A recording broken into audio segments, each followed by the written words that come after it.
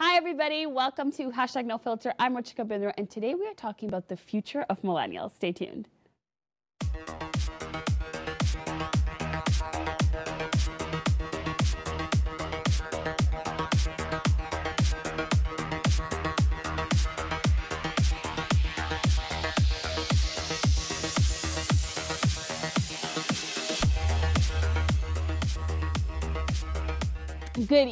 Good evening, Toronto and the GTA. I'm Ruchika Bindra, and you are watching #NoFilter. Welcome to today's episode. It is our season finale.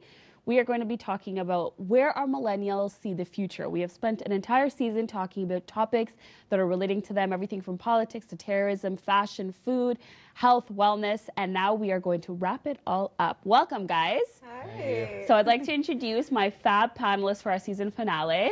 Feels like we're on the Bachelorette season finale, right? Cass, Michael, Lindsay, and Nikta. Hi, guys. Hi. So, season finale, whole season passed, almost like a wrap-up of the show. I kind of want to know where you guys see the future. Where are millennials going? What are some trends that you guys are seeing? What are some concerns that are there? Where are we going, guys? Who wants to start? Wow. Such a big question. Right? It's like I could go on with this question. Yeah. But I think millennials right now, since there are a lot of opportunities for them. Like there's co-op programs, there's internship programs. They could go volunteer out wherever. And so they can really get a good idea job-wise on where they want to go and what path they want to take. It's not like before where it was like, all right, you have like 3 options: engineering, like become a doctor, or a lawyer. Now pick one of these 3. And at the end, they might not even get anywhere. Do you feel like, though, now, because all these great opportunities have opened up, it's like competition is more fierce because everybody, you know, is harnessing their talent. So if somebody wants to be a writer, they're going to go work towards. Somebody wants to be an actor, so you're almost competing with more people. Yeah. Because there's so many, like, such big opportunities presented that everybody wants to, you know, everyone's almost like, I want to be the master of all. I think the competition is good though, because it drives you to be like, if you're like here, but then there's someone that's here, you're like, I need to be here as well. So once you get to that point, you feel better. Like, do you feel though like it always though gives you a sense of being incomplete? Like I talk to a lot of millennials and they're like, I'm not happy. They're constantly talking about how they're not where they want to be. You know, the girl at my age in that place is doing this. The girl in Asia at 29 is doing this. The girl at 27, like they're constantly finding themselves in this sort of rut of competition. Well, and it's almost like, when are you guys, when do you say, okay, I am not that person's journey, and would I love to be an actress at 27 in this media? Yeah, but I'm not. When do you draw that sort of sense of acceptance that your journey is something that's your own? Because, you know, it's part of it is propagated by the media, right? Because they always make it seem like you can achieve everything you want and look how amazing these other people are. So then you are like, oh my God, my life's empty. There's always gonna be that person that's like in a different spot, like that you want to be. Like you're never gonna be that top. Like you're always gonna look at somebody and be like, oh, why do they have that and I don't have? Like you could have like the best job, you could have your dream job, but then like that one person above you gets more vacation days. And you're like, well, why don't I get that? Yeah. Like you're never gonna find that perfect center, because like as just people in general, we're always looking to get more than what we have. So like I know it's like really ridiculous, but like if I get like say 10 vacation days, but John upstairs gets 11, I'm gonna be like, well, why don't I get 11 days? Right.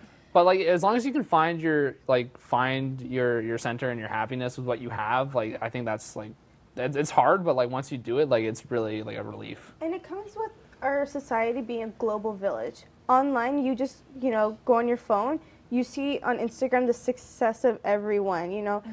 People who, like, for example, like Selena Gomez, she was like a toddler when she became like famous on Barney.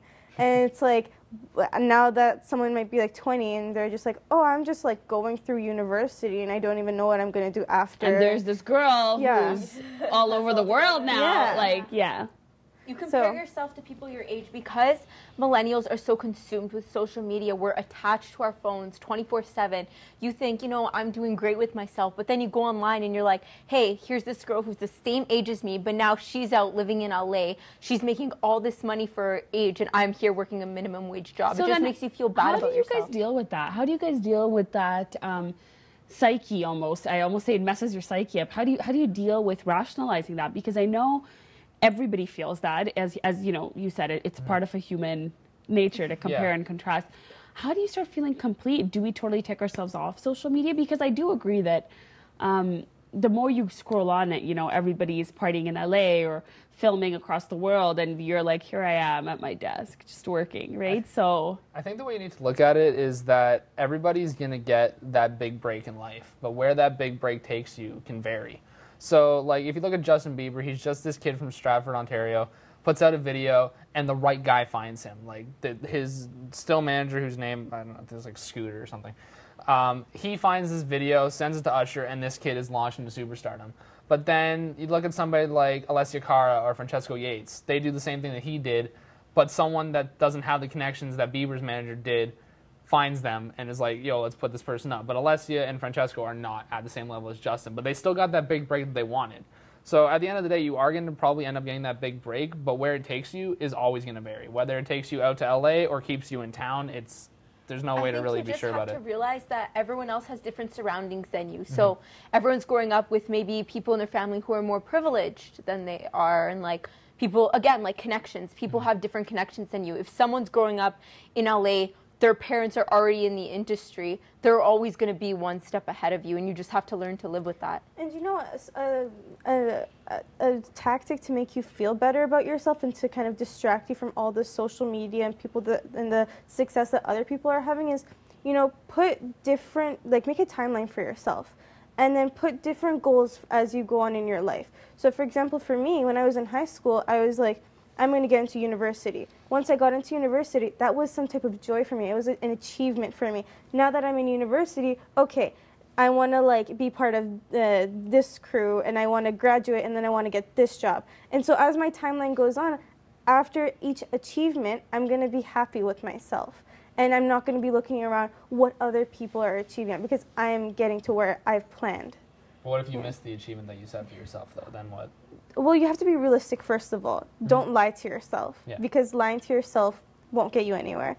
And what are you trying to prove with lying to yourself, first of all? Second of all, put achievements that if you actually work at it, you'll get to.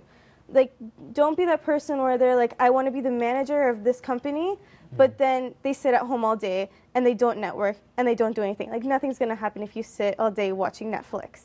You know? Like, you have to work. And then if you work at it and nothing happens, well, maybe you have to change your route. But still have that goal, because the goal is what matters. See, some people, it's funny you say the word change, because I always tell it to people, if what you want is not happening the way you want it, change the way you're going to get it.